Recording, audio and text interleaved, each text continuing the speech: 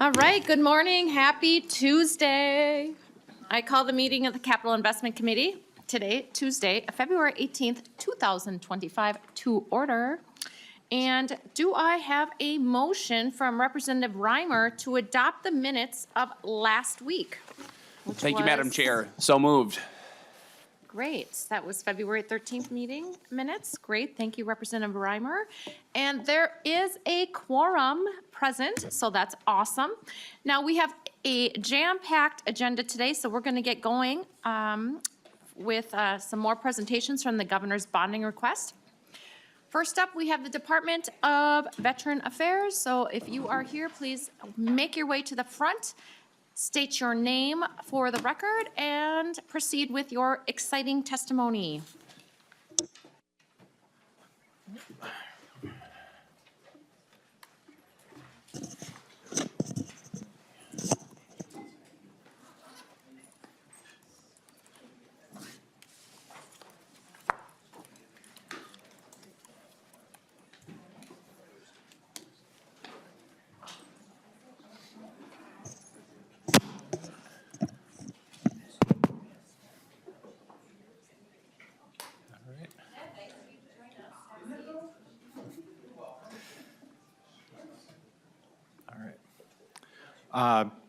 Good morning, Chair Franson and members. For the record, my name is John Kelly, and I serve as the Director of Government Affairs for the Minnesota Department of Veterans Affairs. Thank you for the opportunity to present the Governor's 2025 capital budget recommendations for the department. As we get going in this presentation, the returning members of the committee will notice that the requests from the department may look familiar. That is because they are the same requests as last session with slightly different dollar amounts. This slide shows the mission of the Minnesota Department of Veterans Affairs. We are proud to serve Minnesota's veterans, their dependents, and survivors by connecting them with the federal and state care and benefits they have earned. To accomplish this mission, we run the state veterans homes and assist the state's nearly 300,000 veterans and their dependents in securing available benefits and services. This slide shows our locations statewide. Thanks to the leadership and partnership of the legislature, Minnesota now has 8 veterans homes and 4 state veteran cemeteries across the state. The offices of the Minnesota Department of Veterans Affairs are primarily in the Veterans Service Building in St. Paul, the Henry Whipple Federal Building in Bloomington, and the Fargo, North Dakota Claims Office, as a large portion of western Minnesota is served by the Fargo VA Health System. This slide provides an overview of the department's approach to asset preservation, prioritization, and spending. Our asset preservation projects are based on significant analysis that focuses on critical life safety and programmatic needs across our footprint. As you can see from this slide, we have 71 buildings across the state with a replacement value of $500 million. 12 of these buildings are part of our state veterans homes and have a 24/7 occupancy. The renovations and upgrades made with asset preservation dollars ensure our 900+ residents are in facilities that are in good condition. Many of our state veterans homes have recently been ranked by U.S. News & World Report as some of the best nursing homes in the country. And asset preservation dollars will go a long way towards helping us maintain the quality of care for our residents. This next slide shows the first 2025 Governor's Capital Budget recommendation, which is for asset preservation funding for MDVA. The $11.94 million in asset preservation funds will go towards deferred maintenance in our homes and cemeteries. This asset preservation number reflects a slightly scaled down version of the 2024 recommendation. It is scaled down because the overall size of the Governor's capital budget bill has been scaled down due to Guideline 3 of the state's debt capacity limit. This slide shows examples of projects in our asset preservation request. These projects include roofs, boilers, mechanical and electrical replacements, and other critical repairs. Specific examples from our asset preservation list include $158,000 at Minneapolis home for plaster work to $1.5 million in our Silver Bay home for plumbing systems and fixtures for single-use bathrooms, which is a priority from a health and safety standpoint, as well as a strong preference from our residents. As you can see from this slide, this request is intended to address the backlog of our highest priority asset preservation needs. Much of this funding would target historic structures still in daily use at our Minneapolis campus. Some of these buildings are more than 100 years old. This is our next governor's capital budget recommendation for MDVA, which is $17.404 million for the Minneapolis Veterans Home Building 16 remodel. Building 16 is a domiciliary program resident building that is occupied 24/7. Pre-design work had been started with some existing funds and then was paused, and this new funding would enable the agency to move to the next stages of design and complete the remodel of the space for our residents. The HVAC system in Building 16 has periodic failures, and through the discovery process and pre-design, it was determined that many other building systems are past their useful lives and need replacement. The remodel of Building 16 will ensure that MDVA meets state and federal building codes, life safety codes, the Department of Health surveys, and it will enable MDVA to provide a safe environment for vulnerable adults. With this funding for Building 16, Minnesota could in the next few years complete a cycle of major project-related investments in its veterans that would be truly historic. This would be the next major project in a series of projects from bonding bills that have funded the completion of 3 new veterans' homes, 1 new veteran cemetery, and funded the state portion of the renovation and remodel of the other MDVA domiciliary facility in Hastings. Thank you for the opportunity to present to the committee this morning, and I will now stop and stand for questions. Great, thank you, Mr. Kelly. Members, do we have any questions for the Director of Government Affairs for the Minnesota? Sexton. What? Oh. All right, Representative Sexton, you're on deck. Madam Chair, Go ahead. Mr. Kelly, how old is Building 16 and how many occupants? Madam Chair, Representative, Building 16 was built in 1973, and it houses 50 occupants. The HVAC system in Building 16 is original to when it was built and past its useful life, and there's a lot of other issues there as well. Mr. Sexton, Representative Sexton. Thank you, ma'am. Leadley.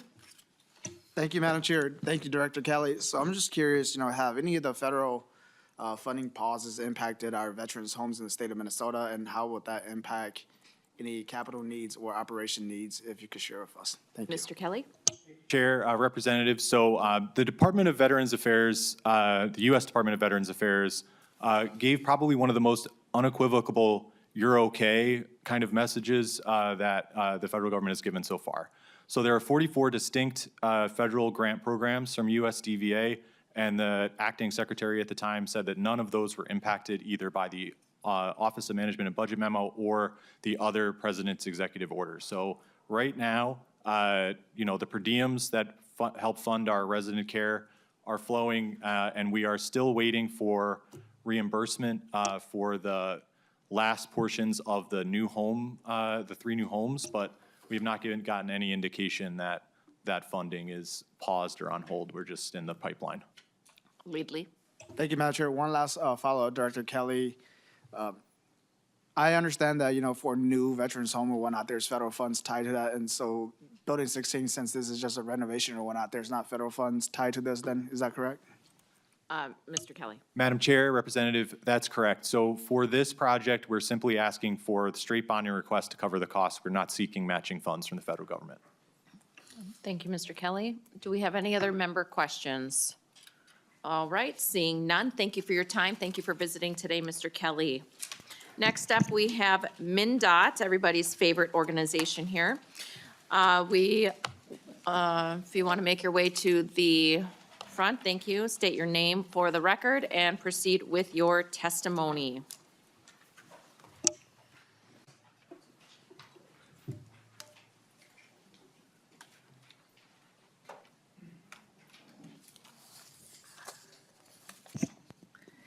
Madam Chair, members, for the record, my name is Taylor Besser-Frederick, Assistant Budget Director with MnDOT. And I'm Eric Rudine, MnDOT Government Affairs. Thank you for having us today to discuss the governor's capital budget recommendations for MnDOT. A little bit of level setting, the transportation system in Minnesota is quite big. So we have the 4th largest roadway system in the country, which spans over 143,000 center lane miles. MnDOT supports 3 active Lake Superior ports and 4 Mississippi River port systems. We address 34 transit providers that cover all 80 non-metro counties in Minnesota. There are 133 publicly funded state airports in our transportation system and over 4,500 rail line miles serving 21 rail companies in Minnesota. We have two recommendations included in the governor's capital budget requests. The first is for highway railroad crossing warning devices. These are the signal arms that come down that signal when it is safe or not safe for cars to cross over railroad track. The reliability of these gates is critical for public safety, as you can imagine. If you think those are unreliable lights and arms dropping when it's time to cross or not cross railroad tracks, that can cause folks to unsafely drive over rail. We have 1.8 million in GO bonds included in the governor's recommendation for this capital request. And we have about 750 signal systems that are out of life cycle. Total cost to replace those is over $300 million, but that's not what MnDOT is seeking here. We couldn't replace them all at once annually. So continued ongoing bonding funding to keep those signals in life cycle is what this request is for. And we did receive 3.6 million in GO bonds in 2023 for this project. The second request we have in the governor's recommendations is for the Port Development Assistance Program. So that's 2.8 million of GO bonds to support infrastructure needs on those public ports. We did receive funds for this in 2023 as well, where we received 1.8 million of GO bonds. This is in partnership with the Ports Development Assistance Program, which determines needs for those public ports. And I want to acknowledge that MnDOT received quite a bit of capital funding in 2023. So just a brief overview of what we received was more than 400 million in the capital investment bill, and then additional funds in the omnibus transportation bill as well. Many of these funding ongoing needs for transportation in Minnesota. All right, so that was a pretty speedy testimony there. Love it. We up for questions, we have Representative Scraba, and he doesn't really speak much in this committee, so I'm excited to hear what he has to say. Go ahead, Representative Scraba. Thank you, Madam Chair, and Assistant Budget Director Frederick. On the railroad crossing, what responsibility does the railroad company have for these crossings, and what is our responsibility? Ms. Frederick? Madam Chair, Representative, thank you for your question. I'm going to punt to my colleague Eric Rudin on this one. Mr. Rudin? Thank you, Madam Chair, Representative Scraba. So we do coordinate with railroads on these projects. Typically, the road authority is responsible for the installation of the signals and things, and then the railroad is the entity that actually operates them, and so that's their cost participation. And so, you know, these devices do wear out over time and need to be replaced, and so that's what this request would help us with. Representative Scraba. Madam Chair, so we pay for them, they maintain them and operate them? Madam Rudin? Chair and Representative Scraba, yes, that's correct. All right, thank you. Madam Chair, I have Yes, Representative another Scraba. question. On the Port Development Assistance Program, 2.8 million for infrastructure. Which ports on Great Lakes are getting the funding? Who would like to take that? All right, Mr. Rudin. Thank you, Madam Chair. The 5 public ports in Minnesota that are eligible for this program are St. Paul, Duluth, Red Wing, Wabasha, and Winona. There have been a couple instances where we've used some funds for this program for privately owned ports. So if there's, for example, dredging that's required, or, you know, it has to be public sort of infrastructure, it cannot be used, since their bond funds cannot be used for privately owned infrastructure. Madam Mr. Chair. Representative Scraba. Yeah, the only reason I bring, in the overview, you have 3 active Lake Superior and 4 Mississippi River. I was wondering with the 3 on Lake Superior, if they're all in the Port of Duluth, or if, I know Silver Bay had one and Two Harbors has one, but are they funded by this? Mr. Rudin. Madam Chair, they would not be funded because they're private facilities, the other ones outside of Duluth. Again, if there was some component of a public infrastructure associated with them, I think the dredging I referred to is really more like, I'm thinking of the Cargill Port on the Minnesota River. You know, typically you're not doing a lot of dredging in Lake Superior.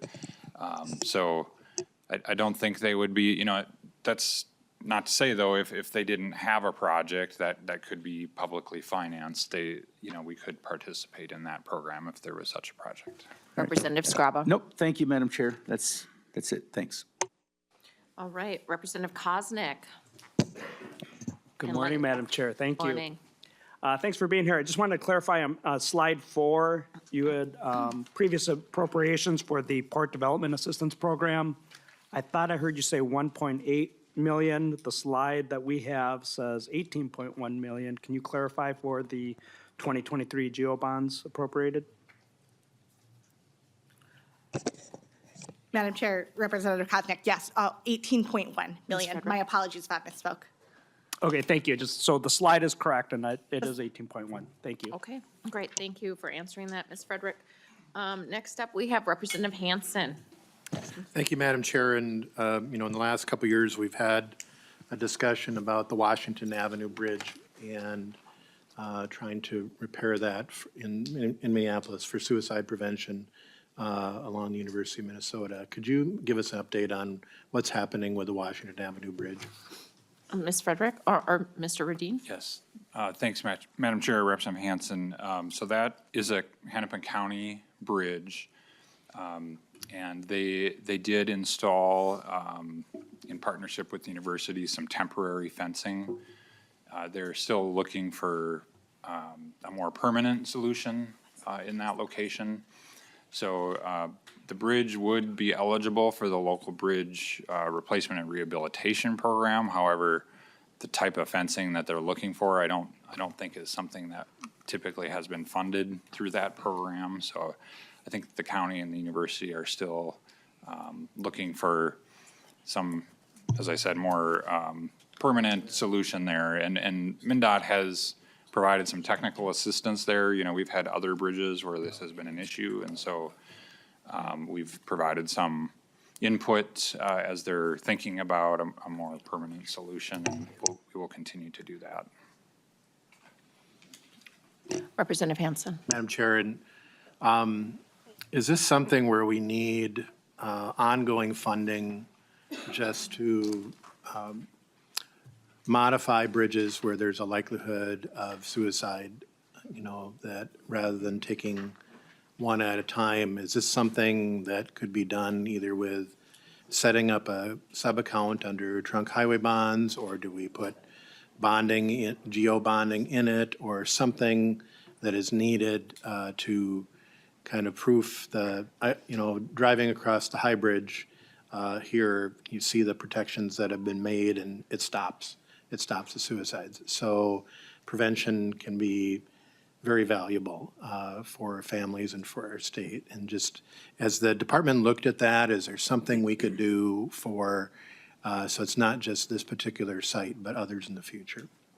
Who would like to take that? All right, Mr. Radin. Okay. Thank you, Madam Chair, Representative Hansen. Yeah, I don't know that we've really given consideration to establishing a program, but I could see there would potentially be some value there, and we can certainly go back and talk to our bridge office about that.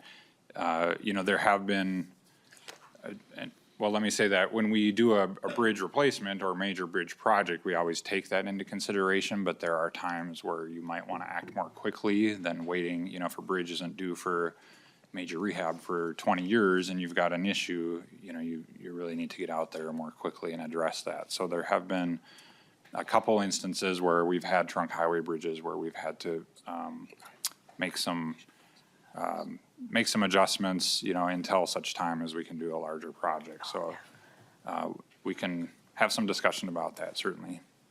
Representative Hansen. Thank you, Madam Chair. I think if we have to, we're only in session from January to May. If there are emergency needs that pop up, I would think having an account that could be there to respond when we're not there. I'm not talking a huge amount of money, but something that maybe we can respond or react if we set something up. So I'd appreciate if the department, I realize that it's a county bridge, but there may be a public benefit for the whole state there on assisting if the locals cannot. Thank you. Mr. Rudin, the Tom Rukavina Memorial Bridge, is it something that, a similar concept, could that be applied to the Washington Bridge? Madam Chair, yeah, I think that's something we could look at. You know, they're both bridges that are very high up, and those tend to be those, and sometimes, you know, bridges over busy roads, even if they're not very high up, are the types of bridges that we have to be concerned about. So, you know, the fencing, it actually can weigh quite a lot, you know, the sort of the permanent iron fencing. And so to just retrofit that to some of the older bridges is maybe not always possible without doing some sort of a project to strengthen the bridge so that it can handle the additional weight. But in that case, you know, that was a brand-new bridge, and so we were able to just incorporate that as with the new high bridge into the design. Thank you for that.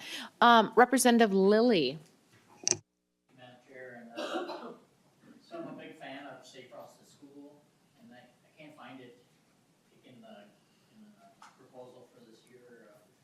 It just seems like it's like in '23 we did 2.4 million, but I can't quite find it for what's in the proposal for this year. Maybe I just missed it, but I just think it's a great program, and just like to see a bold, bigger number in there, because I just think it's money well spent. Who would like to take that one? All right, Ms. Frederick. Madam Chair, Representative Lilly, thank you. The Safe Routes to School program is not currently included in the governor's capital budget recommendations for 2025, but this is a program that MnDOT has historically funded with bonds and received substantive funding in the last bonding for 2023. All right, thank you. Okay, first off, we have Lead Lee up, unless you want to, okay, thank you. Representative Scraba, enlighten us.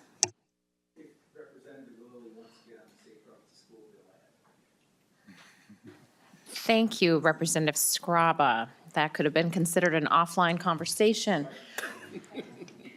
Lead Lee. Send it over. Thank you, Madam Chair, and maybe if Representative Scriba and Representative Lilly wants to sign on to the bill that we both co-authored, then they could do so too, and it's already been dropped. So just going to the presentation, thank you for coming by. So similar to my questions to the Veterans Affairs Department, have you received any notice on any potential federal freeze to any of the programs or funding that you receive from the federal government? Mr. Rodin? Thank you, Madam Chair and Representative Lee. Yes, we've heard about a few programs so far. So the National Electric Vehicle Infrastructure, or NEVI program, we've already received notice on that. The PROTECT program, which is a resiliency program, they had a notice of funding opportunity posted on the USDOT website. That has been pulled down, and so we haven't really received official word on that, but we anticipate that as a program that they will be targeting for funding pause or suspension. Not quite sure the exact term because we haven't gotten official guidance yet on that. And then the carbon reduction program is the other program that we've heard will be targeted. But it's really the NEVI program we've gotten the most guidance on so far, and as of today, and this does change frequently it seems, but as of today, the NEVI formula funds have continued to flow that have been obligated. It's really funds that have not yet been obligated, so there's about $4 million of NEVI funds that we were anticipating to receive that we are now not expecting to receive. Lead Lee. Thank you, Madam Chair. Thank you for that. And then just switching gears a little bit, tying to some of the work that we do in our committee here. I know that a few communities across the state have been awarded some transportation, awards. For example, the city of Minneapolis with the Minneapolis-Nicollet Bridge, I believe was awarded $34 million, and then the city of Duluth for the Aerolift Bridge was around $11.2 million. Do you know, or to what extent do you know, are these impacted by any of the federal freezes or not? Because I think that, Madam Chair, it ties into some of the work that we're doing, at least for the city of Minneapolis. If they do receive the $34 million, then their request to the state will only be $2 million. But if they don't have the federal funds, then will be a pretty big ask. Mr. Rudine? Yeah, thanks, Madam Chair. Representative Lee, so far, we've not heard that any of those projects are in jeopardy, but we also have sort of heard that, you know, if you have funds that are not obligated or spent, really, like everything's sort of on the table at this point, and they're reviewing all IIJA programs, the Federal Infrastructure Investment and Jobs Act. So, you know, we have our own concerns with the Blotnick Bridge in Duluth, which we received $1 billion grant for with the state of Wisconsin. That's a significant dollar amount, obviously, and we really couldn't construct that project without the federal grant. So, you know, we've been in communication with members of Congress, and they've assured us that those sort of traditional road and bridge projects should be okay. But, you know, as I said earlier, it kind of changes day to day, and it seems like, you know, somebody said last week, if you think your funding is in jeopardy in the morning, just wait until afternoon, and then you might get word that you're okay. So we're continuing to monitor the situation, and we'll certainly let you know if we hear of any attempts to claw back that type of funding. Leadley? Thank you, Madam Chair. So just a last follow-up, maybe this might be a little bit two-part question for both MnDOT, and I see that MNB is on here too. So on page 5 of the presentation, you mentioned the funding that was included in the transportation bill from 2023. Am I correct that some of these funding, especially for trunk highway bonds, were authorized for future years? And if so, can you share how these future authorization impact our state's overall debt capacity, you know, borrowing, and some of the internal guidelines that, you know, the state, whether that's through MNB or the MnDOT, have for our ability to do our work here in this committee? Who would like to take that question? Madam Chair, I'll just maybe say that we do Mr. have an Rudin? internal trunk highway guideline for debt, which is no more than 20% of state revenues of the trunk highway fund should be used for debt service. We do have some capacity there for additional trunk highway bonds, but as far as how that interacts with the overall state borrowing capacity, I would defer to MNB on that one. Sorry, Leadley. Thank you, Madam Chair. And MNB is here too, so I'd like to hear from them. Thank you, Madam Chair. All right, if you want to come on up to the front, state your name for the record, and go ahead and answer. Thank you. Madam Chair, members of the committee, my name is Marianne Comboy, and I'm the Capital Budget Coordinator at Minnesota Management and Budget. So just for a little bit of background, MNB's capital investment guidelines were first established in 1979, and Guideline 3 has been a measure of those guidelines since 1982. The first two guidelines that we have as a state measure existing authorized debt against personal income, and the third measures how quickly the state pays down the debt. And so that Guideline 3 is that 40% of general obligation bonds shall be due within 5 years, and 70% are due within 10 years, if consistent with the useful life of the financed assets and/or market conditions. And so ultimately, what that means for the governor's recommendations, trunk highway bonds impact Guideline 3. The governor's recommendations include cash, and so it's not bonding and it's not hitting against Guideline 3 like the GO bonds do. And again, trunk highway bonds are authorized in the Constitution, and they have the full faith and credit because it's a type of GO bond. And so that's kind of how the interaction of the governor's recommendations lie with Guideline 3. Thank you, Ms. Conway. Leadley. Thank you, Madam Chair. Thank you for indulging in the follow-up question. So maybe to Mr. Andy Lee from House Fiscal, then, since we didn't get an answer from the agency, can you tell us from the 2023 appropriations of the $600 million or so, how much of that was authorized for future years? And I think the question is, you know, for those future authorization, how is that impacting our ability right now to bond for more than $790 million? And who would like to take that question?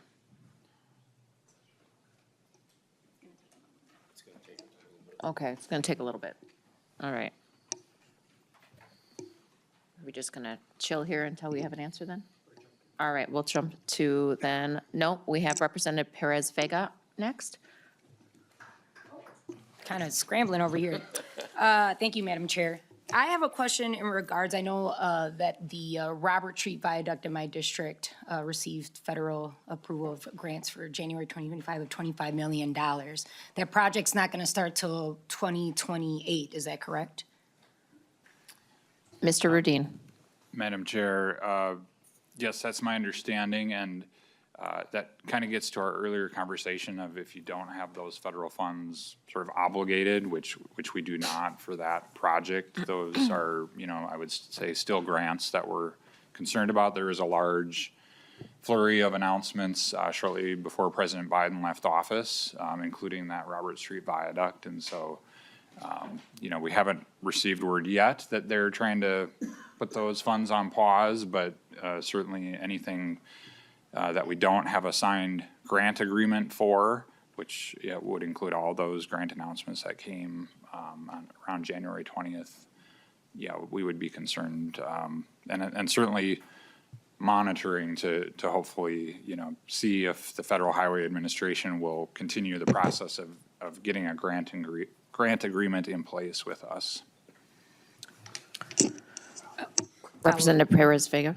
Thank you, Madam Chair. Quick follow-up on that. I have several constituents that live between King Street and the Cesar Chavez Street that it crosses on that viaduct that have been extremely concerned and occupying my inbox and community town hall forums regarding the work of what's happening in an emergency crisis when the viaduct is crumbling. I'm receiving reports from the city. What are the initiatives that MDOT are doing to not sort of say Band-Aid work or patch it up, but that are taking this note seriously? When we think about, 2008 bridges falling apart, families losing members, these are things that have not been worked on an infrastructure that's over 100 years old. Mr. Rudin.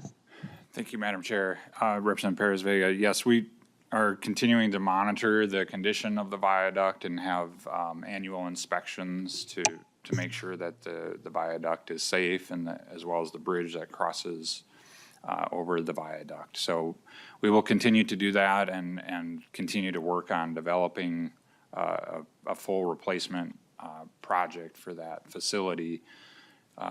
If the federal funding doesn't come through, then we're really going to have to explore other ways to come up with that funding because it is a significant cost. I think it was, if I remember, I think the grant was around $38 million for that project. So it's a significant dollar amount.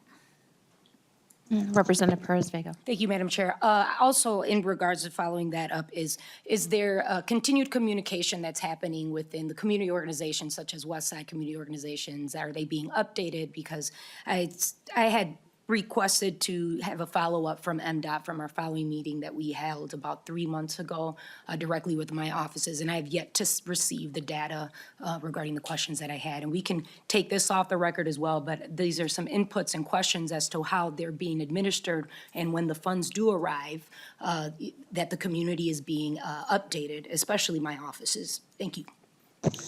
Mr. Rudin, did you want to address that? Sure. Thank you, Madam Chair. And yes, we will follow up with our Metro District and make sure to get you that information. Thank you. No further questions, Madam Chair. Mr. Rudin, I do have a question. The train to Duluth, are we at risk of losing federal funding there? Madam Chair. I would be devastated. Yes, Madam Chair, we submitted a what's called a federal state partnership program grant request in December. Those grants were not announced before President Biden left office. And, we've been told probably spring, so, any time March to May potentially is when we could find out whether we will receive any funding for the Northern Lights Express projects. Okay, thank you for answering my question. We have Representative Koznick, and then we have Representative Scraba, and then if there are no further member questions, then we will go to the Minnesota Amateur Sports Commission. Representative Koznick. Thank you again, Madam Chair. Mr. Radin, continuing the conversation on federal funds. you were recently in DC and spoke to our federal legislative delegation. Did you have any conversation, or can you share with the committee what would, the North Star Commuter Rail gave us a federal grant. Have you had any conversations on what it would cost to terminate that federal grant, or what is the process to get a waiver if that service was eliminated, saving the state about $10 or $11 million? Mr. Rudin? Madam Chair and Representative Koznick, we have had some, I don't know that we've had specific conversations about closing the service. It was more about, potentially extending the service. Now, we are working on a legislative report that is due, and I hope will be delivered by the end of this week, that will outline the process with the Federal Transit Administration, in this case, to potentially terminate that service, as well as the payback to the federal government, because they participated in the original construction of the project, and so they still have a federal interest that would need to be paid back, and so we're attempting to estimate those costs. It will be a range. We can't give you a specific dollar amount until we've had that conversation with the Federal Transit Administration. The Met Council is actually the operator of the service, as you know, so they would really be the ones that would have the discussion with the FTA and try to get a specific number, but that will also take several months, is my understanding, for them to, provide that that direction to us. So that will be sort of outlined in the report too, is, here's the process that you would need to go through. Representative Koznick? Thank you. I appreciate those comments. And just to share with the committee, if there's concern about federal funds, extending that commuter rail would cost a significant amount of money. So I wouldn't anticipate that there are additional federal dollars to do that. And of course, the ridership would need to be there, that it hasn't been. So I look forward to reading the report and exploring the opportunity to seize that and terminate that line. All right, thank you for those questions, Representative Koznick. Thank you, Mr. Rudin. Before we pivot to Representative Scraba with some more words of wisdom, we're going to jump to Mr. Andrew Lee, if you want to present your answer. Madam Chair and members, and Lead Lee, so to the question about the debt management guidelines, specifically the third debt capacity and trunk highway bonds that were authorized in prior legislative sessions, there is outstanding from prior trunk highway bond authorizations from 2024, 19 million, from 2023, 565 million, from 2021, 348 million, from 2020, 62 million, from 2018, 237.2 million. Those are the larger amounts and still outstanding trunk highway bond authorization that has not yet been sold. So MMB needs to assume those will be sold in the coming years, and that is one of the factors that is constraining the state's debt capacity vis-a-vis guideline number 3. Okay, thank you. That is a good question. Thank you for that. Representative Scraba? Thank you, Madam Chair. That's a whole lot of money. It's a lot of money, almost $1 billion, if not more than $1 billion. I have a question for Mr. Rudin. Some of the questions this morning have been referring to federal aid, and on January 20th, when President Biden kind of threw out a whole bunch of projects saying, we're going to fund these, did the state have any matching dollars for them? Was it part of a system? When you were answering, I was kind of getting a feel that we don't have any matching money for this right now, but we anticipate it, but we don't have it now. And then the feds just go ahead and throw out a bunch of money for us, for lack of a better word, kind of like a Hail Mary. Maybe some of this will stick, some of it won't, because some of these projects, if not all of them, are very worthy. They just have to go through the process. And I was just wondering if this was trying to circumvent the process. Thank you, Madam Chair. Thanks, Madam Chair.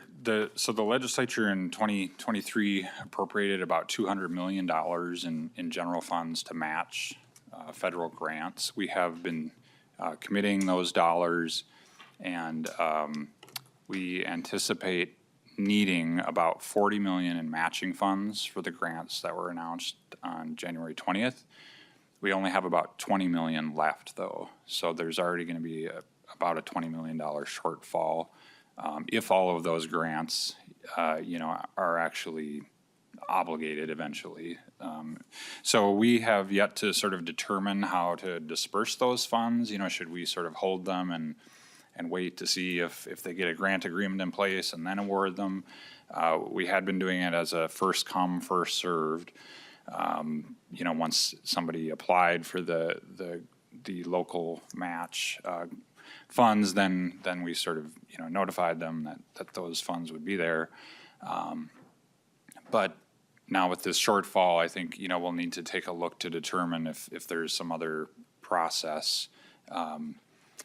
As people were applying, they could refer to the state matching funds as their local match, but they also needed to commit other resources to be able to receive those federal funds if the state matching funds weren't there. So that would be whoever the award recipient is, whether it was MnDOT or a city or a county or whomever applied. Thank you, Madam Chair. Representative Scrabo. So someone could have, the federal government could have given money to a project that did not have the matching dollars? Mr. Rudine? Madam Chair, no, I think the federal government sort of requires you to say, yes, the local match will be there. The logistics of, how much of it is state funds versus city funds, for example, I think that's something that can be sort of worked out after you get the grant announcement. So, Representative Scrabo? thank you, Madam Chair. So part of my concern, my thoughts are, if a project made it through the scrutiny to get to the federal level to ask for, and I'll use Representative Perez-Vega's $25 million project, and it made it through the system, and it asking for a match, and the federal government said, yeah, we're going to match it. We have the match on our side to match it. So why would that project even be in peril with the federal government, even though they're saying they're cutting it, but the inside people are saying, if you have a match and the federal government said they were going to match it, it should be pretty safe. Mr. Rudine? Am I going down the right rabbit hole? No, that's a good question, actually. Madam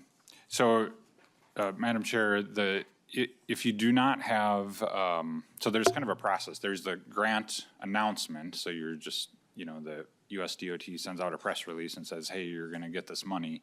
But then you actually have to go through a process to have a signed grant agreement in place, and that's really what obligates the federal government to send you those dollars. Now, even after you get a grant agreement in place, there's obligating funds within what's called FEMAS, which is the federal accounting system for transportation dollars. And so once you've obligated the funds in FEMAS, then you're really guaranteed to get those funds.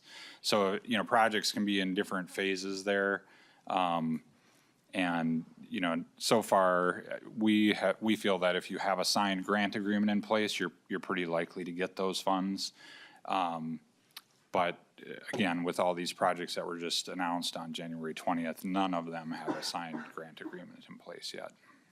Okay, great. Thank you, Madam Chair. Thank you. All right. Well, thanks for your testimony. Thanks for coming in front of our committee today. We appreciate it. And thanks for taking the question, Mr. Andrew Lee.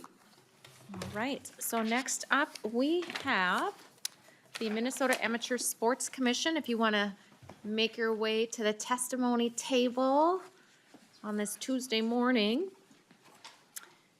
and state your name for the record, and then you may proceed. Members will take questions again at the end of their testimony. So get them ready, Representative Scraba. I'm ready. We all just love poking at you. Madam Chair, members of the committee, my name is Todd Johnson. I'm the Executive Director of the Minnesota Amateur Sports Commission. My name is Neil Ladd. I'm the Executive or Deputy Executive Director for the National Sports Center. Madam Chair, members, I did send along a presentation, but if we just walk through the handout, that's fine. I don't think we need to project anything. You're good? Great. Well, most of you know the Minnesota Amateur Sports Commission is a real jewel and gem for the state of Minnesota. Our primary task, statutorily task, is to provide economic impact through sports tourism. And we like to say we do that in spades. Over the life of the facility, we've created over $1 billion in economic impact based on sports tourism for the state of Minnesota. Each year, depending as we climb back from the shutdown during COVID, we project our economic impact to be about $90 million a year through the events that we hold and host up at the National Sports Center. Just real quickly, wanted to make sure that you understood the facility. There might be some new members. Most of you have either been there to see grandchildren play or to see your children play, but you understand it's a 700-acre campus. We have 8 sheets of ice. We have over 60 soccer fields. We're in the Guinness Book of Records as the largest soccer facility in the world.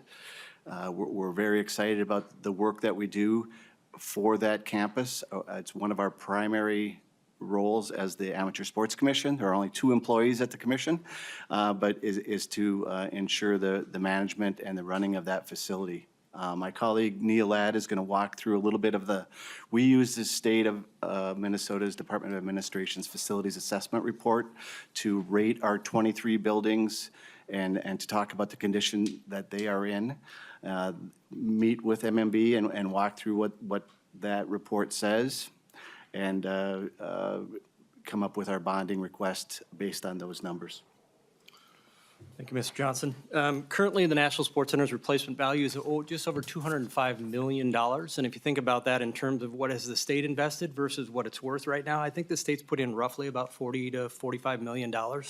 Currently, its replacement value, like I said, is $205 million. On that state asset, $78 million is in the deferred maintenance category in that FCA report. And if we focus specifically on the Super Rink, which is, like Todd mentioned, one of the largest ice arenas in the country, it has $66 million of replacement value and about $40 million in deferred maintenance currently.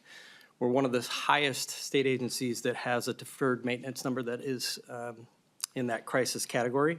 The back 4 sheets of the 8 is roughly about $18.2 million in the poor category of deferred maintenance.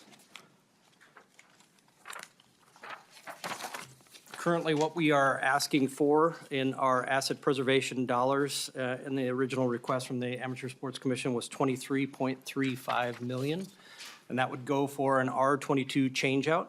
Currently, we are on the old refrigerant, and that is no longer available for us to purchase. So we will be switching out from R22 to an ammonia system.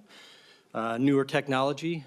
We feel like it is proven and tested in ice arenas throughout the state of Minnesota, and we feel like moving forward with that would provide an environment for another 30-year run with a facility that's owned by the state. So Madam Chair, members, it's really two. Want to state your name for the record again so we know?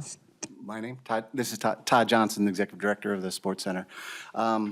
Just wanted to make sure people understand the level of use that this facility gets. So we are the second largest tourist attraction in the state of Minnesota with about 4 million visitors.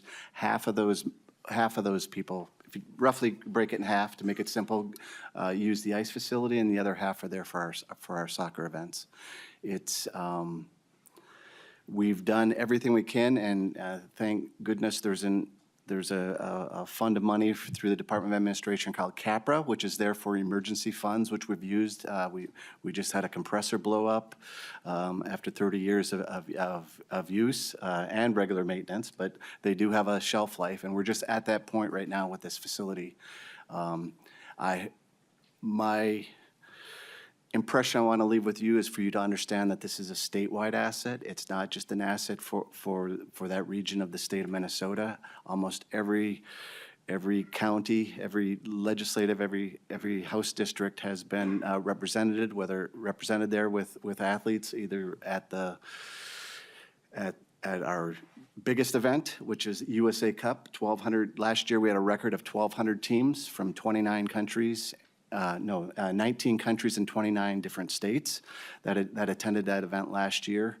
That event alone is about $34 million in economic impact. Similarly, and when there are days like yesterday when schools are closed, I wandered over to our ice rink, and you could barely, literally had to sort of hop around all of the children that were there playing in a 3-on-3 tournament in all 8 sheets of ice. I looked at the board. I assumed that these were mostly Minnesota teams. I asked the director of the rink. There were teams there from Kansas City. There were a team from Ohio. There was a team from Colorado. But for the most part, it's the citizens of the state who use this facility. We like to brag and talk about the number of outside visitors, because that's what we're charged to do, is to provide economic impact through sports tourism. We do that. We believe like no other entity. We're talking to a group right now about another 600-team tournament that would take place. MLS has been talking to us about that event. That's a soccer event. But there are only 2 weekends of the year that this ice rink is not used.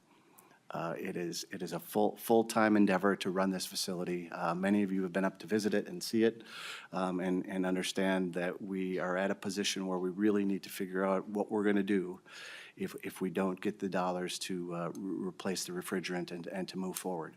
Specifically, one of the things that we want to do, and we've talked to USA Hockey about, I've talked to Representative Emmer about it, others who understand it, is we are kind of home now, but we want to be even a bigger home for sled hockey and for those athletes who play sports in an adaptive manner.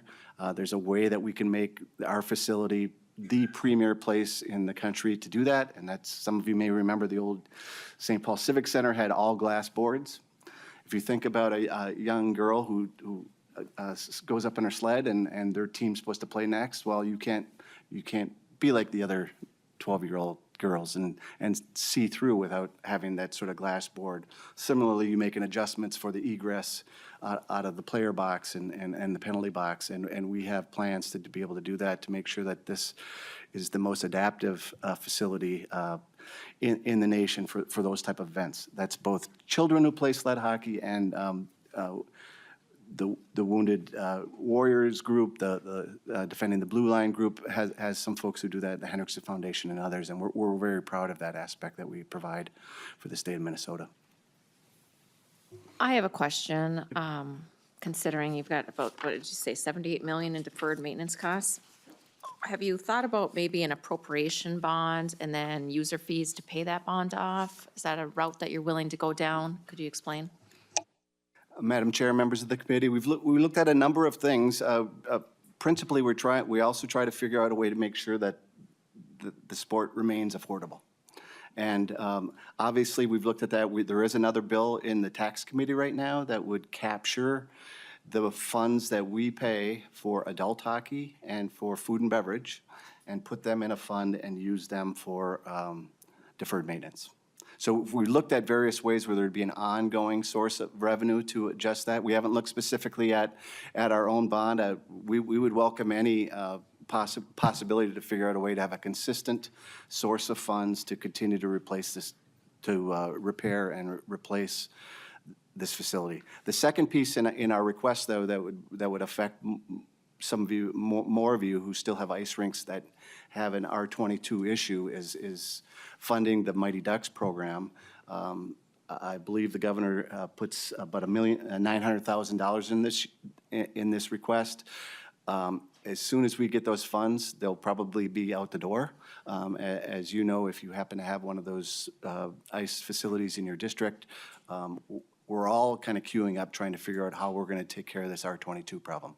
R22 really is Freon. If you think about what Freon was in the old days in cars, they kept it for an industrial purpose over 20 years as they phased it out, but now you can no longer buy it.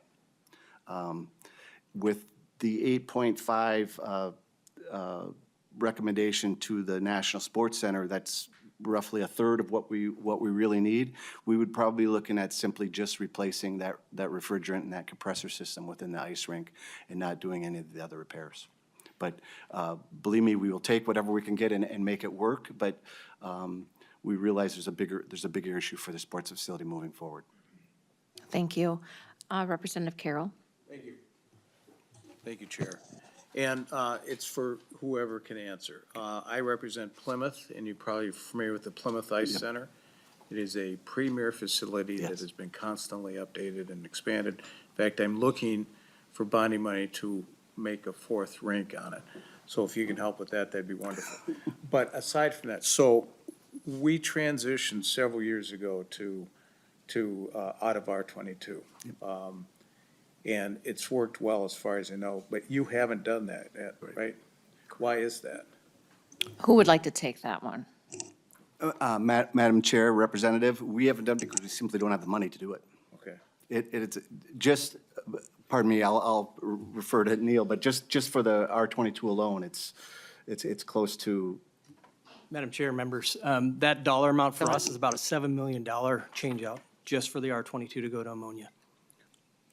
Madam Chair. with all your Representative rinks. Carroll. For all 8. Correct. Yeah. For 8 rinks. Okay, yeah, you have a lot of rings. And another one. So, part of that was, as I recall, that when we did the changeover, we also reduced the size of the ice from a professional to an Olympic, I believe. The other way. Or the other way around? Okay, whatever the smaller amount is, because that's what people are using now. Yep. Is yours, what size are your sheets? Madam Chair, Representative, you're exactly right. Given the wonderful worldwide hockey that's going on right now, it's a little sacrilege to say, but Herb Brooks was the person who really wanted us all moving to NHL-sized rinks. So Olympic-sized rinks. So when the first 4 rinks were built, those are Olympic-sized sheets. They would be reduced as well because that NHL-sized rinks is what everyone is playing on now. So it does make it a little bit more efficient because there's less ice surface. You know, we actually have a little bit of a debate, elbows out, sort of who's got the bigger rink, us or a place in Massachusetts, because they have 8 sheets as well.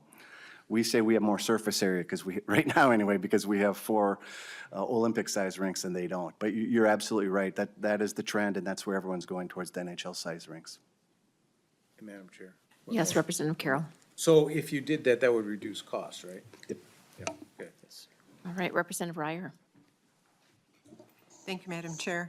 You touched on this, but on the second to last page, you've got a breakout of the cost estimates. And I was looking at that, of course, it's mapping to the 23.5 for asset preservation rather than the 8.6. But could you break out how you would use the 8.6 million if you were to receive the governor's recommendation, how that would map against this, please? Mr. Johnson, or Mr. Ladd. Madam Chair, Representative, I think 100% of the 8.6 would be in that ice plant replacement and room build-up. It would go to address the R22 issue and redo the piping that's needed, that original piping that was in, if you can imagine this, sand floors in this building, not concrete floors, which most ice arenas are. All of that piping and the R22 change-out would need to go in that category. Okay. Representative Ryer. Thank you. And yeah, it's too bad, I think, about, the kids in the sled hockey as well. And it's, as a hockey mom, it's really inspiring to see what the sport does for kids. Another question I have is actually about, you were going after a federal grant last year, I believe. Is that correct? And what's the status of that? Mr. Johnson. Madam Chair, Representative, we actually poked around a little bit, asked about some potential for an earmark, and we were not successful in any of the offices for that. Thank you. All right, seeing no further questions from the members, I want to thank you for your time and your presentation today. Lots to think about. Thank you. Next up, we have Deed. If you want to make your way to the testifying table, state your name for the record and go ahead with your presentation and testimony.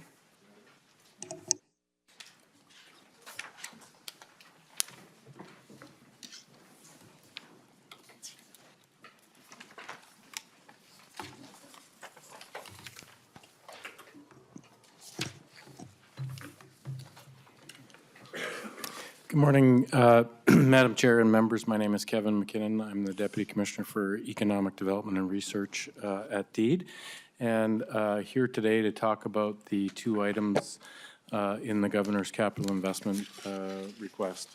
The first is the Greater Minnesota Business Development Public Infrastructure Grant Program. We're requesting $2.7 million. This program started in 2002. It has a statutory reference. We've completed roughly 200 grants all across the state since inception of that program. The second is the Transportation Economic Development Infrastructure Program. We're requesting $1.8 million. This is a joint effort with MnDOT that started in 2012, also has statutory reference, and we've completed roughly 35 grants across the state since inception. The first program is the Greater Minnesota Business Development Public Infrastructure Program that I'll talk about. I'll refer to it as BDPI. These are grants to local units of government outside of the 7-county metro region. We accept these grants on a rolling basis, so as projects come forth, they apply to us, and we get the projects under contract. We may cover 50% of eligible costs of public infrastructure improvements, such as wastewater treatment, utility extensions, road extensions, et cetera, to basically support development. Cities are eligible for up to $2 million over 2 years in grants. These are for industrial uses generally within these cities. So think manufacturing, distribution, et cetera.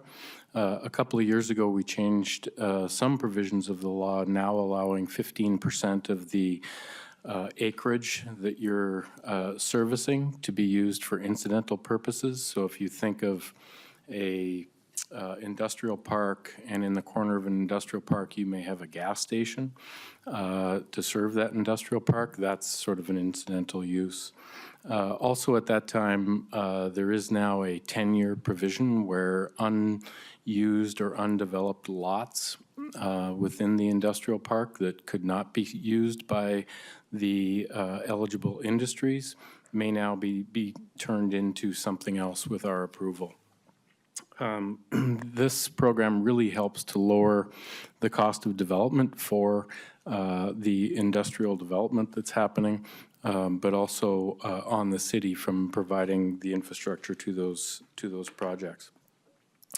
In addition to the general obligation bond funding that we get from this program, historically we've also received over the last probably 6 or 8 years a general fund appropriation for this program as well.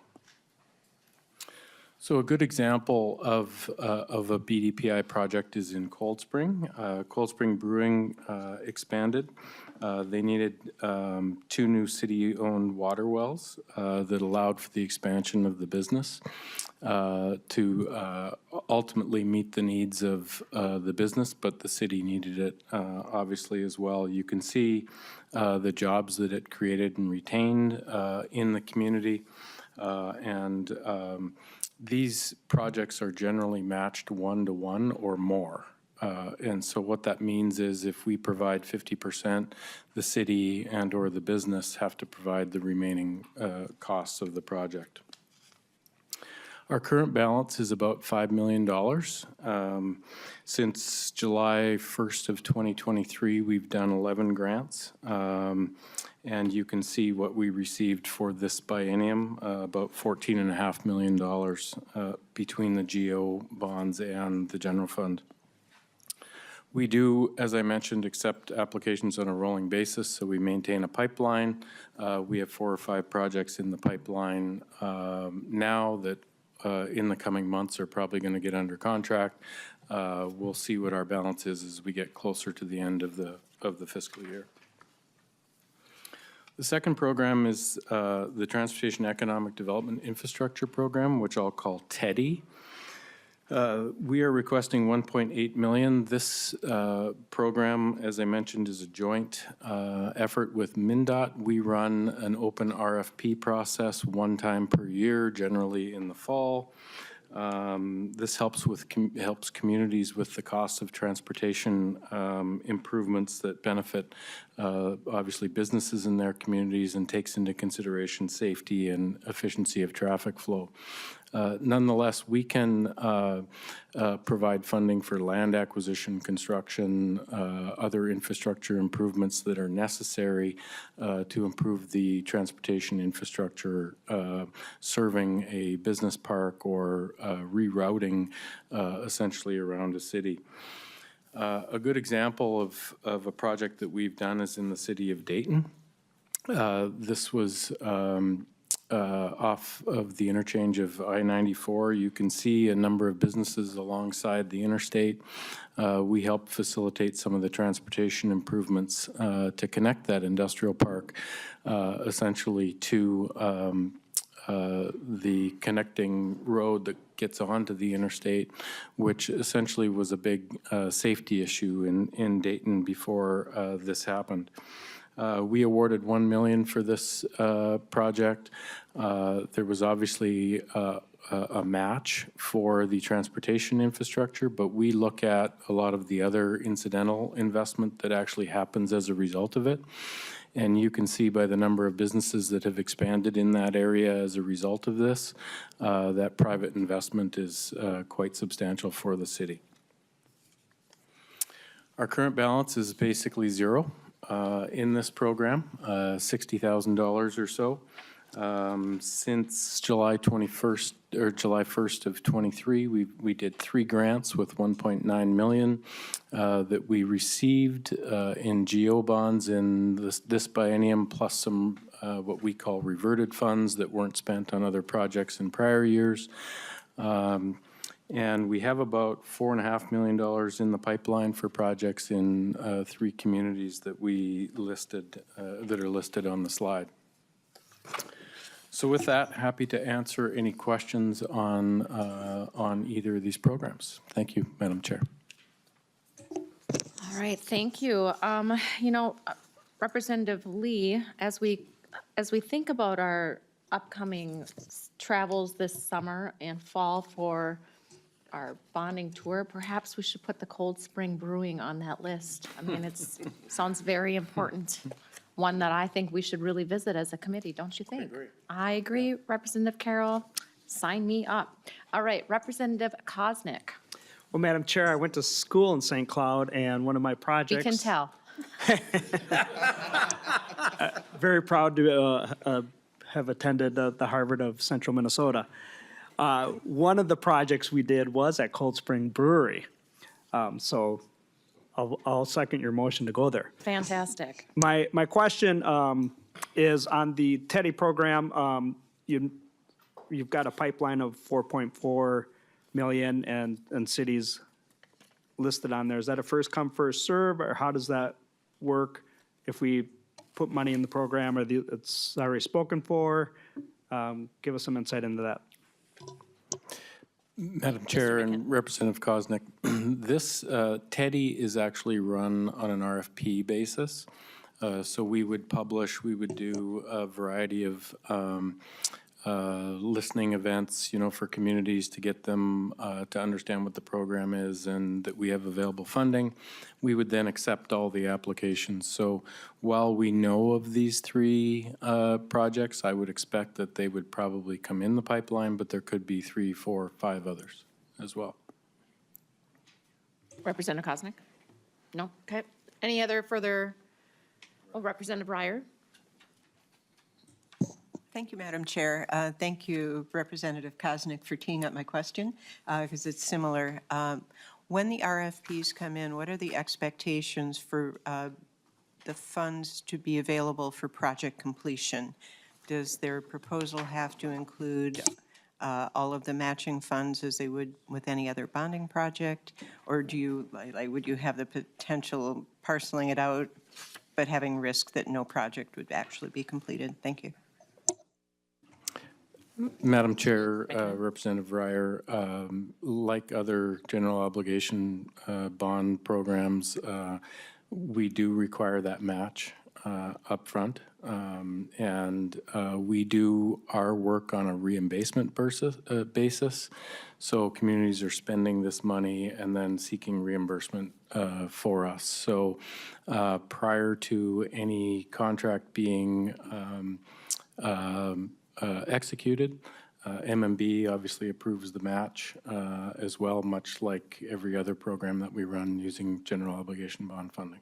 Yep. Representative Ryer, you're good? Okay. Representative, or Lead Lee?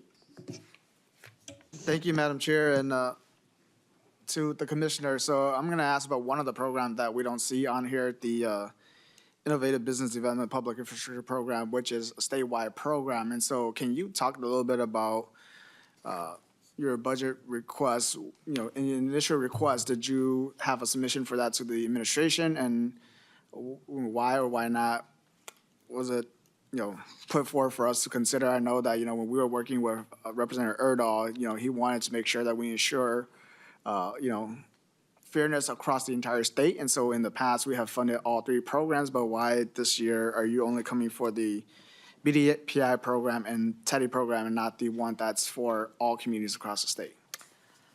Thank you, Representative Lee, because you raised a good point. We do like to make sure all the buckets are filled evenly. Mr. McKinnon? Madam Chair, Representative Lee, thank you for that question and the interest, obviously, in that program. Yes, it was tight to get numbers into the bonding bill. This is a program that we've run for a number of years that Representative Lee is referring to, IBDPI. About a month ago, 2 months ago, we just awarded the remaining balance in that fund where we had $1.3 million. We just did a project in Stewartville, actually. So currently that balance is zero. But what I would tell you is tough decisions had to be made, and unfortunately, this one didn't make it. Representative Lee? Or Thank Lead you. Lee? Thank you, Madam Chair. And so of the program with the last awards that you guys sent out, how many applications were in for the last round? And can you give us an idea of what was the amount for those? I would imagine that there will be more applications for that last remaining 1.5 than, you know, what we have. And so we really appreciate knowing what is the actual need that we have for projects across the state. Mr. McKinnon? Madam Chair, Representative Lee, I assume you're referring to IDBPI. There was not a variety of applications for it. We have been, we had been sitting on that money for roughly about a year. As you know, we have 4 years to spend this money, so there were no projects that were upcoming. Since that time that we have awarded, yes, we've become aware of a couple potential projects, specifically one in the metro. We'll see what obviously happens, and certainly as the session moves forward, if anything happens to this program from a funding perspective, but nonetheless aware of a couple of projects that are out there, but the timeline of those projects nor the details of them, we don't have that yet. All right. Any other member questions, comments, concerns? Nothing. Okay. Thank you for presenting today in front of the Capital Investment Committee. Thank you for your time. Thank you, Madam Chair and members. Members, our next meeting is this coming Thursday. Can you believe it's 2 days away already? February 20th. And we're going to have an exciting day again, because every day is exciting when we are at Capital Investments. We've got Department of Corrections up, as well as the Public Facilities Authority. So if you are thinking about these things in the next 2 days, please come up with some really good questions. And with that, I believe that we can adjourn our meeting.